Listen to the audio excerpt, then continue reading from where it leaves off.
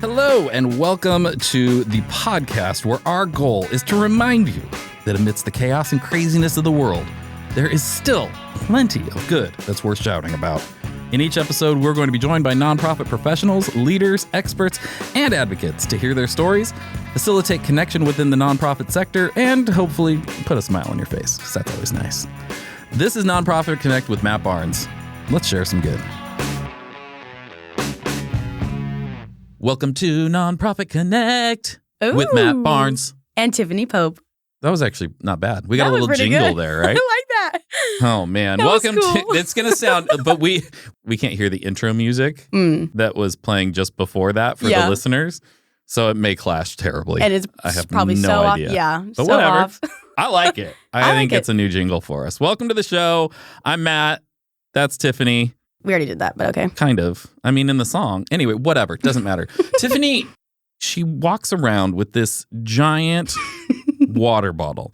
But it's not like a water bottle. It's like a jug.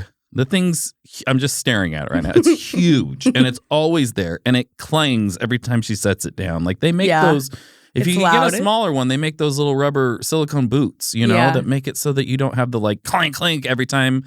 There's no boot for that one. That thing is obnoxious. And she's like, people make fun of me for this. And I'm like, yeah, of course they do. Because it's ridiculous. But why? Like, I'm getting my water intake in, so why would people get mad at me? I'm sorry that I'm healthy. They're not mad at you. They just think it's ridiculous. They're roasting me, inflaming me. They're making fun of you, but they're not mad. That's the same thing. That's not the same thing as mad. Okay, well, it's not fun. So, listeners, we're going to start a GoFundMe to buy a better water bottle for Tiff. Yeah. That is not as annoying for the rest of us. I think I need It's not a water bottle. It's a jug. You might as well just carry around a big, giant Sparklets bottle. That's crazy. I can't do that. It's close. I can't do that. And yours is metal, so it's worse. It is pretty bad. Anyway.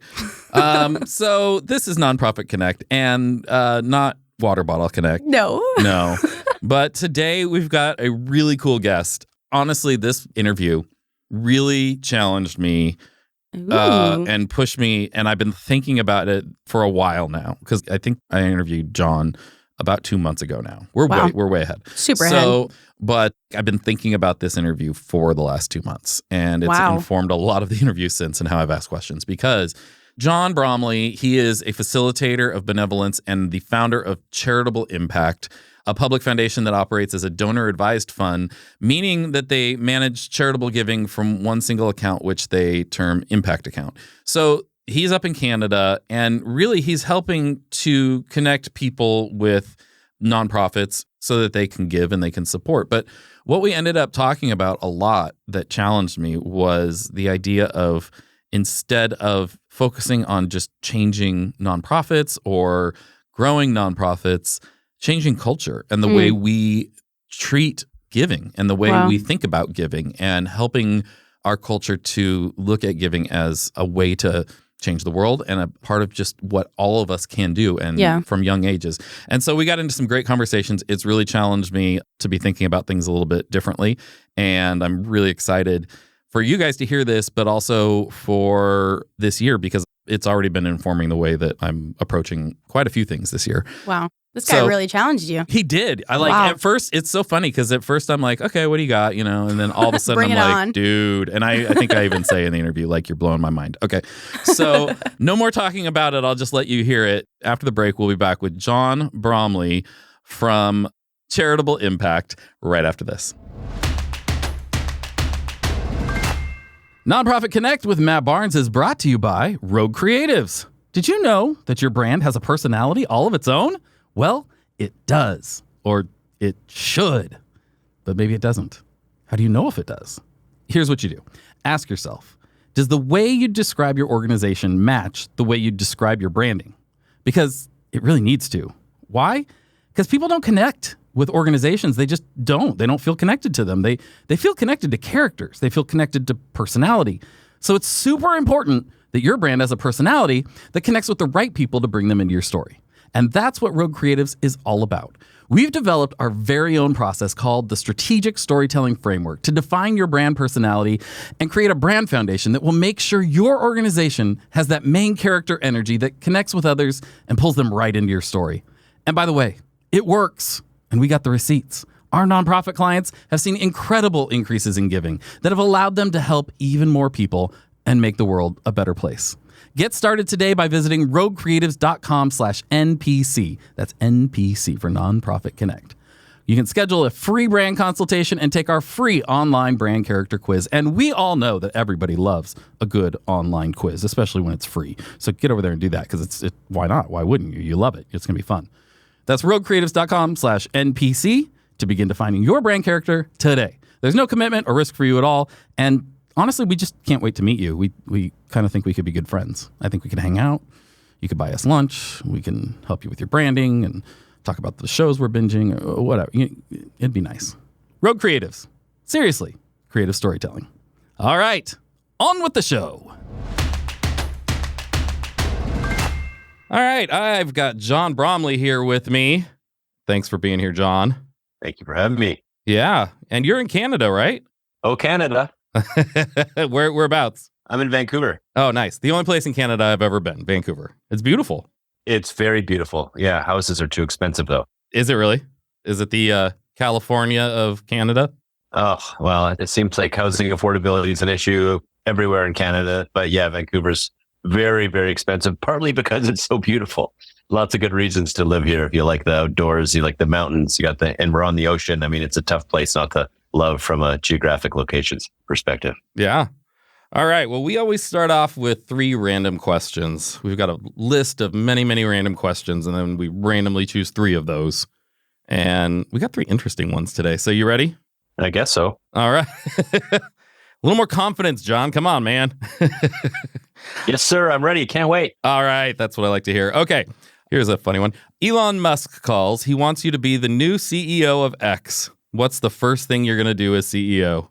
I'm going to say no, because I won't become the CEO of X. I'm going to stay being the Charitable Impact CEO. Come on, this is what I do, and I love it. I think that's a good choice. I don't think that's a great place to be right now, and you seem like you're doing well where you're at. All right, second question. According to the multiverse theory, literally anything is possible. What is an alternate reality you would be most interested in seeing? Me as the CEO of X, I love the world the way it is. I mean, I think there's lots of problems in it that we got to work on making better, which is why charitable giving is so important. But what would my alternative universe be? I don't know. I'm allergic to the sun. So in that world, I want not to be allergic to the sun. That is an excellent choice. Very practical. All right. Last question. You can add any sport to the Olympics. What's it going to be? How about ultimate frisbee? Ooh, that's a good one. Do you guys play that a lot up there in Canada? Well, I used to play it quite a bit, actually, and relatively competitively. And it's a fun sport that you can understand pretty quickly. Lots of cool throws and big diving catches and hard defense and stuff like that. So I think it would be a fun thing to add to the Olympics. Now, I have a question for you that is not on my script, but I'm always curious about, because I know this is supposedly big in Canada, is curling, right? Sure, but that's already in the Olympics. That is an Olympic sport. Is that something that Canadians are really follow and get into? No. No, okay. But some Canadians, yes, for sure. But in Canada, it's all the sports, same as the US. I mean, soccer, hockey's really big here. Curling, I've actually curled. I even played on a curling team. That's one of my relatively few claims to fame. So I am one of those Canadians who appreciates curling, having done it. And it took me having done curling to understand it. Yeah, I'm going to be careful not let my ADD get the best of me, because I could go off on asking you a lot of questions about curling, because it's fascinating to me that I never had heard of it until maybe 10 years ago. Never even heard of it. And I watched the Olympics, and then it's curling, and I'm like, what is this thing? And how did it get in the Olympics? And yeah, many questions, but that's not why we're here today. All I'll say about curling, I'm no expert on it, but like so many things in life, you don't really appreciate them until you've tried them and you've given it some effort and you've tried to learn it a little bit. And so post having curled, my appreciation for curling went from a 2 out of 10 to a 9 out of 10. So try things before you judge them. Yeah, no, that's why I'm asking, because I was wait, what is this? I've never even heard of it. It's crazy. All right. Now, let's get into you and your background, John. So you work in, obviously, the charity world, the nonprofit world. Tell us your origin story. How did you get involved in sort of this area, and what got you to where you are today? The two ways I like to answer that question is, on the one hand, my family values charitable giving. So it was this type of thing that I learned about at home. At some level, my parents almost forced us to do it a little bit. I mean, it wasn't like quite hand twisting, but for example, when we were in church, they would put the money in our hand to actually put in the basket so that you released it. My mom in particular talked about causes that she was interested in and passionate about, and it just became sort of a banter on the cause. But then also, did you know there's something you can do about it, right? With your time, your talent, and your money. So it was sort of the family value, I would say. And then the second part of the answer is, so that's where my culture of charity comes from. But like, I've got some subject matter expertise, and that all is rooted in the random fact that my dad happens to be one of the two pioneers of charity law in Canada. So my dad is this very deep expert on all things charity, particularly law. Very interesting. So you were really surrounded by this growing up. I'm a dad now. I don't necessarily know what my kids think about me, but I was never like, oh, my dad's a charity lawyer growing up. Like, I think I knew he was a lawyer, and that's about it, right? It took me, generally speaking, until I was already a professional myself. I was in the corporate finance kind of investment banking world. And then I happenstanced into working with my old man who has this deep expertise. And that's where all of my learning on the technical and the behavioral and the financial and the spiritual aspects of charitable giving actually came from. So a bit strange. So that's led you to Charitable Impact. And tell us what Charitable Impact does. Well, Charitable Impact is a donor advised fund. And normally I don't open by saying that, but if I'm talking with an American, it's many things we love about Americans as a Canadian, by the way, as a charity nerd. One of them is, a lot of them have actually heard what a donor advised fund is. Whereas in Canada, nobody knows what a donor advised fund is. Like almost nobody has ever heard of it. So a donor advised fund is kind of like a bank account for charitable giving. It's a giving vehicle that helps you separate your donations from the choices you make about what causes or charities to benefit. And so we founded Charitable Impact because we really believed there was nowhere for people to go to get objective advice about giving. So not fundraising from them for a specific charity or specific cause, but actually helping them figure out how to navigate and develop their own giving path. And in order to accomplish that, it's not just about advice, it's also about having the vehicle to carry it out. So Charitable Impact would develop itself as a donor advised fund to be a donor-centered, objective, neutral giving platform. And we really care about serving donors to help them engage more with giving, but they're in charge. It's your giving your way, our support. That's what we say as our brand promise at Charitable Impact. So it really is about the donor and supporting them to fulfill their giving journey over time. And it's something that, like a sport, like curling. Yeah. It's something that like you can try a little bit, but it takes practice and it takes going back to the rink and throwing more rocks and playing in games and having fun. And sometimes bad things happen and you got to learn how to deal with those things. So charitable giving, like everything in life, is a learned kind of skill. And there's really nowhere, at least in Canada, there's really seriously nowhere to go to get like help with your giving. Almost everything you see is from the charity trying to raise money, asking you for dough or asking you for some of your time. Sure. So why is that? Why do you think there's such a shortage in Canada versus other places? Well, I mean, I actually don't think that, despite the fact there's more donor advised funds and more donor-centered sort of giving mindset in the United States, I actually don't think it's like there's a ton of it down there either, for what it's worth.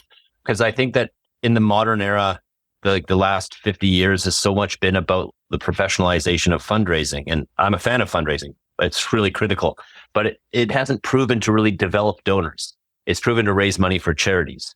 So I think a lot of the focus has been on helping charities raise money. And maybe partly as a result of that focus, there hasn't been as much focus on going, well, how do we develop an environment for people to really like onboard into and play charity, get involved with it and have it integrated into schools and have it integrated into workplaces. And to fulfill that, you have to basically have a donor advised fund, for what it's worth, because getting people to agree on charitable causes is not as important as getting them to participate in giving to what they care about. So how does that practically play out with Charitable Impact? Are you a nonprofit or are you a for-profit? Well, Charitable Impact as a donor advised fund is a public foundation. So that's sort of Canadian lingo, kind of. You have the same lingo in the United States, but for a nonprofit. So it's a registered charity. But Charitable Impact is also this like giving platform, and it's technical. It's a web-based product. And we have people that work with us that help donors. And that part of the business is a for-profit, and it licenses its platform actually to the for-profit who's only focused on governance. Got it. Okay. So as you're working with a business, say, what does it practically look like? Well, same way it actually works with any kind of donor. In theory, it's like, hey, what are you guys wanting to achieve? And so if the business is like, well, we want to get money to this charity, then we would say, well, here, we'll help you do that. But if it's like, well, we're trying to get our employees involved with charitable giving, and we say, well, this is what that can look like. Here's how all your employees have a donor advised fund, and you as the business have a donor advised fund. Everyone can make their own donations, and we can match donations and layer things in. And through that, you can then start having conversation about causes inside the company. Maybe the company's got a cause that kind of comes top down, but maybe you might be also open to listening to the causes of your employees. So conversations about charitable giving are the same as almost everything in life at the level of what are you trying to achieve? Why is it important to you? And we listen to that. And then we use our experience and our charity literacy and the donor advised fund as a vehicle to help them carry out what they're hoping to do. Okay, cool.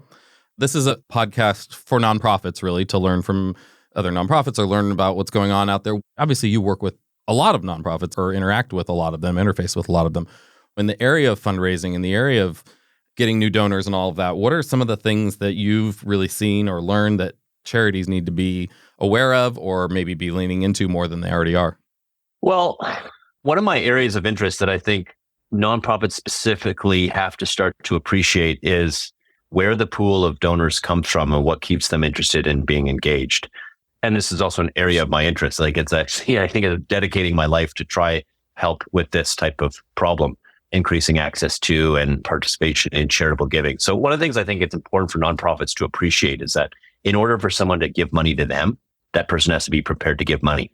So nonprofits often get fixated on how do I meet a donor who's going to give money to me? And I think it's important that more nonprofits start to appreciate that they can actually contribute towards the development of people to become donors in general, so that there's a broader pool of people that exist to be able to give them money. And I worry a little bit in the modern world that there's not as many places to sort of learn giving, and then we don't see it as much for various reasons. So we can get into that if you're interested. So I think it's really important that nonprofits start to appreciate that like donors have to exist in order for them to be able to give money to them. It sounds really simple and maybe even too obvious. Yeah, but it's kind of actually simple but genius. Like the conversations I'm having a lot are trying to get nonprofits to think a little bit bigger picture. And a lot of that for me and for the people I'm interacting with is not thinking so much project to project or program based, or trying to get away from directed funding, trying to get away from specific campaign type things for one thing, and really looking at unrestricted giving, trying to get people to open their minds to the fact that nonprofits are, if they're doing this, hopefully they're the expert in that area and they need to be able to explore that and they need to be able to try things and run themselves like a business would. And I think that is very, very important. But what you're saying is even kind of bigger picture than that, is looking beyond just even their nonprofit and going, we need to address the fact that we need a culture of giving in the first place and sort of a giving awareness or a giving understanding in the culture, so that when we approach people, they understand what that looks like and the value of it and participating beyond just this need or that need. Is that accurate to what you're saying? Yeah, that's 100% right. And so, yeah, I'm with you in wanting to help nonprofits think beyond their charitable activity or their program. And I know they can do that. And another thing is when you look at the world through the lens of the donor, rather than through the lens of the charity that needs the money, you also confront these other things that sound simple and obvious, but it's not the way the charity world works yet. So for example, like my experience with donors is that a whole bunch of them, not everyone, okay, but a whole bunch of them know what they care about changing in the world, but they really don't know how to go about, like, for example, choosing the charity. So it's like, oh, I care about this cause. Like I care about single mothers, like, oh yeah, well, in this geographic region here, I care about it. Okay. And like the likelihood that there's like only one registered charity that helps with that problem is very, very low. So it's like appreciating the problems that donors have. Like, I know that I care about this cause. How do I choose the charity? Get into all this. Well, do I have the literacy to do that? Kind of like, do I know how to go about it? Do I have the confidence to make the decision? And I think there's a lot of problems at that level where the answer is no, I don't have the confidence to do it. And that causes too many donors to not participate in actually giving. And so something else we want fundraisers and specific nonprofits to be appreciating, that it's not that people don't care about them, but what people really care about is the cause that that charity serves. Yeah, literacy is the word I was trying to grab onto earlier. That's perfect. That understanding, that literacy of beyond just what this specific nonprofit or registered charity does, but the idea of how it is, like I said, culturally. And right now I'm just sitting here going, wow, you're kind of blowing my mind in some ways. But in some simple ways, it's the things where it's more and more making me realize, or I don't know if it's realized because I feel like I realized it a long time ago, but seeing examples of and really understanding how we have all been ingrained in this way of thinking about charity that is so wrong, fundamentally flawed.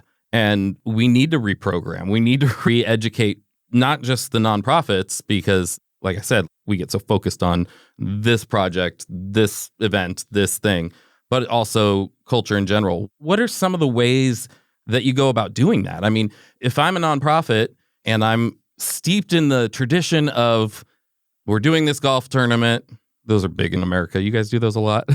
Everything's golf tournaments here, or a gala, or whatever it is. We're doing this thing to raise money because we have to meet our program goals next year. How do we talk to a nonprofit about shifting their messaging, or what does that look like practically? Wow, that's a big question. So first of all, I think it's about appreciating who's coming to your golf tournament, so to speak, and who they are. I mean, one of the things that I find strange about golf tournaments for fundraising is like, when you just look a little differently, is like, why don't we just integrate charity into all golf games instead of like trying to throw one golf game here and there for a specific charity, right? Like if you and I went to play golf together, we could bet using charity dollars. Like if I beat you, you owe me 10 charity dollars and vice versa, right? And you win more charity dollars for a birdie. But if you get a triple, buddy, you're in for like big dough here now. So I'm not answering your question about what you do to shift the nonprofits view. I'm happy to talk to that, but I get kind of passionate about this topic. And I think it's actually not the job of nonprofits necessarily to fix this problem themselves, because they have to stay focused, in my opinion, like on carrying out the charitable activity. The activity has to be done well, because ultimately, if the charities aren't helping solve problems in community, no one's going to give them money just because they're ineffective. But I think nonprofits sometimes get in the way of helping society develop donors. So for example, every nonprofit wants to figure out how to get inside a school so they can fundraise. But how many nonprofits are helping schools figure out what they can do to actually increase the donor literacy, the charitable literacy of their students? Let me just give you a quick story I like telling. So one of the schools I went to found out that I knew something or about charity, and they brought me in as an alumni to kind of say like, hey, help us raise money from alumni. And I know a thing or two about alumni fundraising. And the main question I asked them that like stumped them in an important way, I think, is just to say like, hey, what do you do to help your students become charitable? Because if your students aren't charitable, how could they ever possibly give you money?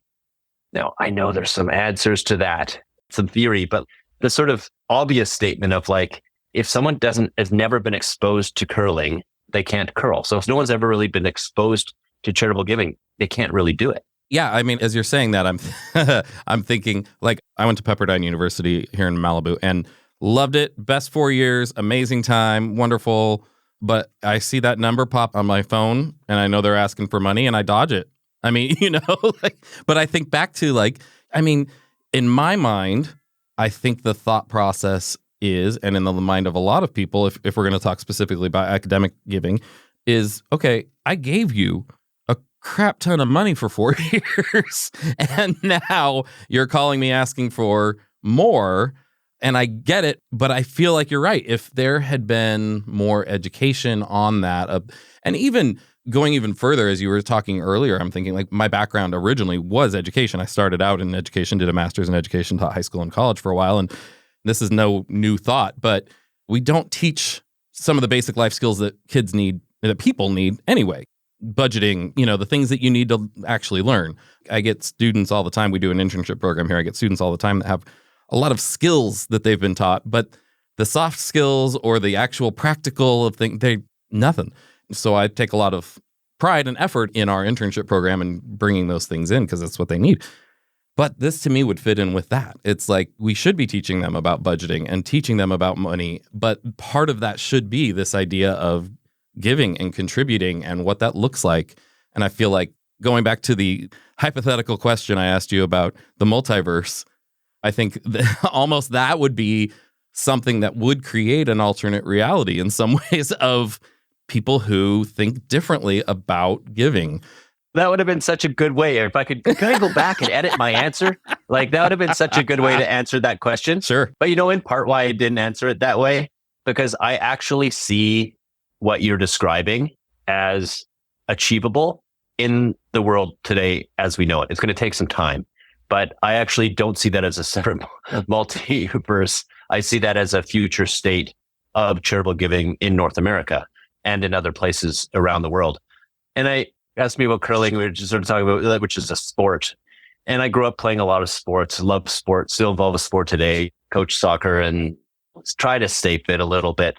And when I try to describe this problem of like, there's like in Canada, and I know it's happening in the United States too, like there's a decline in the number of people participating as charitable givers. And there's all sorts of problems that come from that. So not to get lost in that, but when you kind of say like, well, why? And then you maybe posit something like, I like to say, well, increasingly, there's nowhere really to go to learn about charitable giving.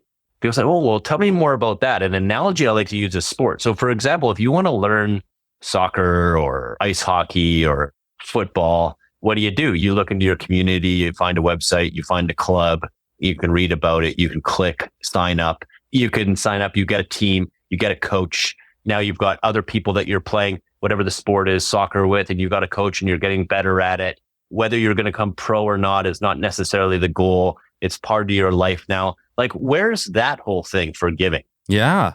And it just doesn't exist. It doesn't. And I consider myself a relatively intelligent person and a person who's very engaged in the nonprofit community. And it's not something that's occurred to me because I think we have been so trained in the way to think about this. And I also think outside of this particular topic, I think people have a generally pretty unhealthy relationship with money and how to talk about it and how to plan for it. And, it's the number one cause of divorce and all these things is it's money. And so it's all of that. It's such a bigger thing of like the relationship we have with money, the relationship we have with things, material things, and how we can support other people. And it's all intertwined. Yeah. So going back to your question on like, what can you do for nonprofits? This is what I kind of mean by help nonprofits appreciate who their so-called donors or who the population is that they're dealing with.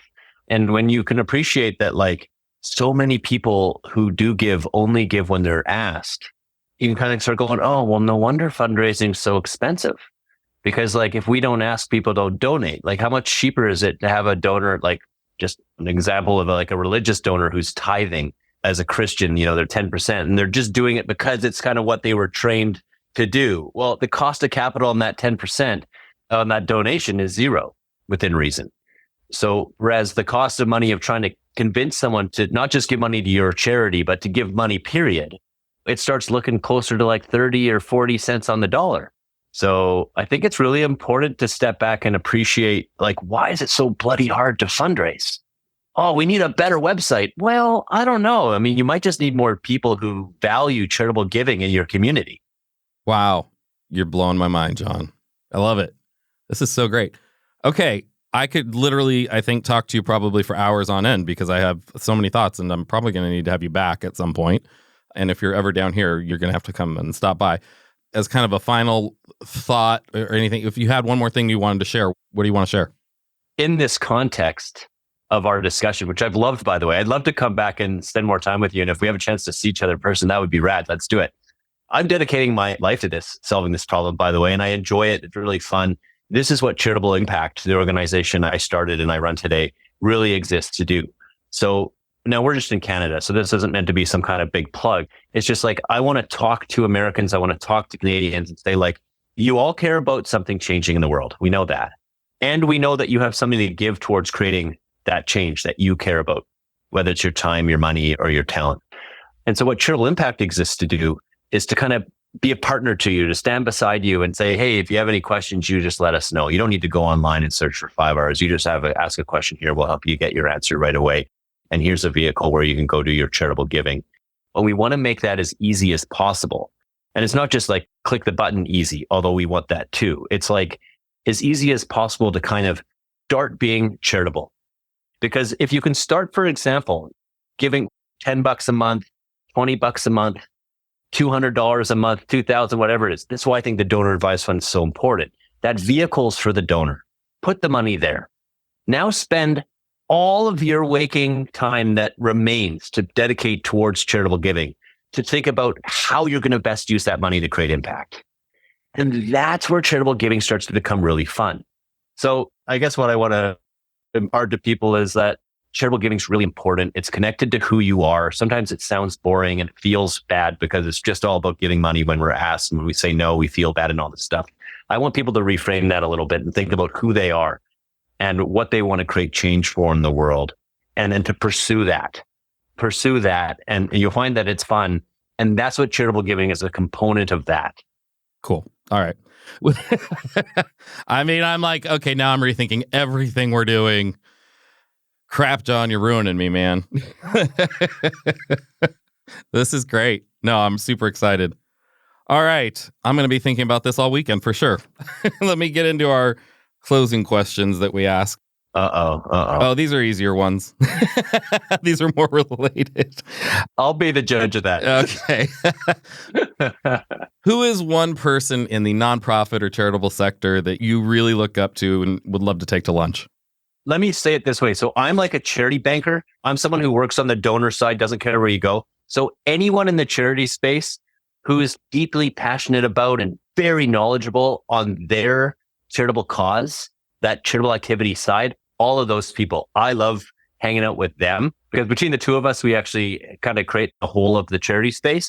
But because it's not my subject matter expertise, I love sitting down with people who, regardless of what the cause is, who just know and are passionate about and opinionated on how to solve that problem. I've got all day long to listen to those type of folks talk, and they're the people I like to help.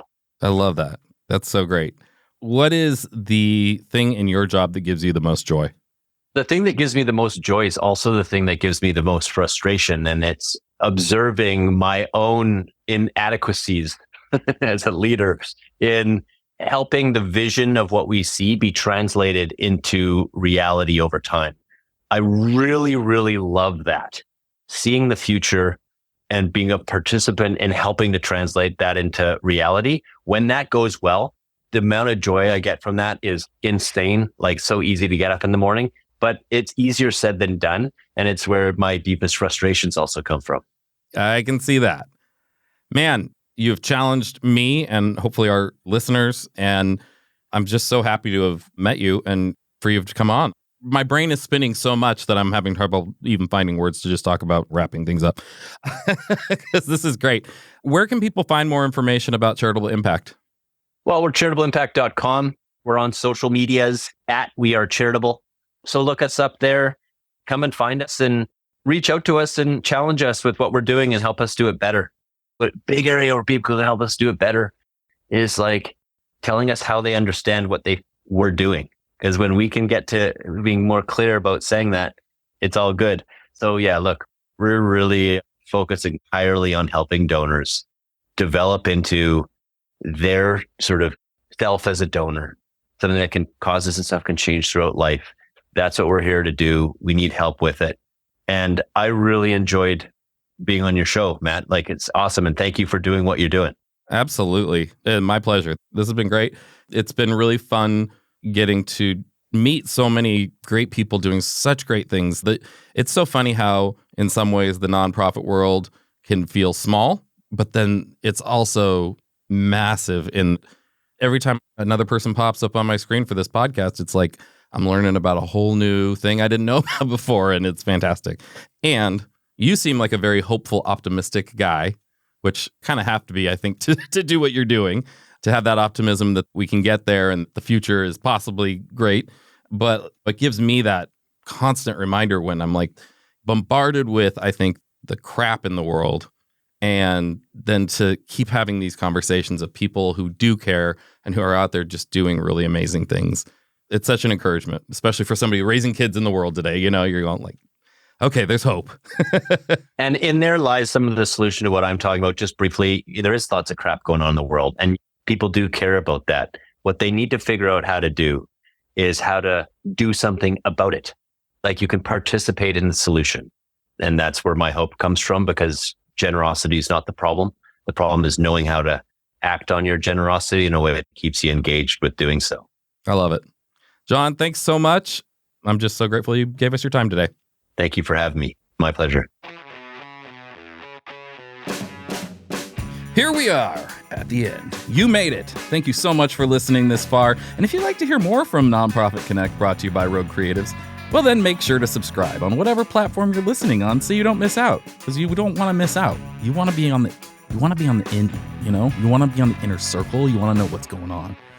Also, if you're interested in working with us or want to reach out or tell us how amazing we are, visit our website, npconnect.roguecreatives.com. You can get all the info there. Thank you so much for listening, and we'll see you next time. Well, we won't see you. We'll hear you. Well, you'll hear us. Whatever. Bye. Nonprofit Connect with Matt Barnes is hosted and executive produced by me, Matt Barnes, with an assist by my chaos coordinator, Tiffany Pope. Production is by our amazing friends over at Fame, the B2B podcast agency, along with Belinda Carter-Thompson and the team here at Rogue Creatives. Production lead is Luke Audi at Fame. Writing is by Sam Hollis at Fame and Matt Barnes and Taylor Bolanos from Rogue Creatives. Nemanja Koljaja of Fame is our audio editor, and Arslan Yakub from Fame is our video editor. Creative direction is by Corey Hill of Rogue. Our artwork is designed by Hopo Kelly and Joshua Marino at Rogue, and Ian Salas of Fame. Theme music is composed and performed by Jared Atherton of Chapters. Luke Audi of Fame does our booking and our guest relations. Huge thanks to our amazing guest for joining us for this episode, and to all of you incredible listeners for tuning in. If you enjoyed the show, and I don't know why you wouldn't have, don't forget to help us spread some good by giving us a good review. Preferably, 5 stars with lots of words saying how amazing we are on whatever platform you're listening on. Apple Podcasts, Spotify, whatever it is. Also, tell your friends and subscribe so we can come straight into your potholes each and every time we have a new episode. For more information about Nonprofit Connect, or to join us at a live event here in Orange County, California, visit our website, npconnect.roguecreatives.com. We'll catch you next time.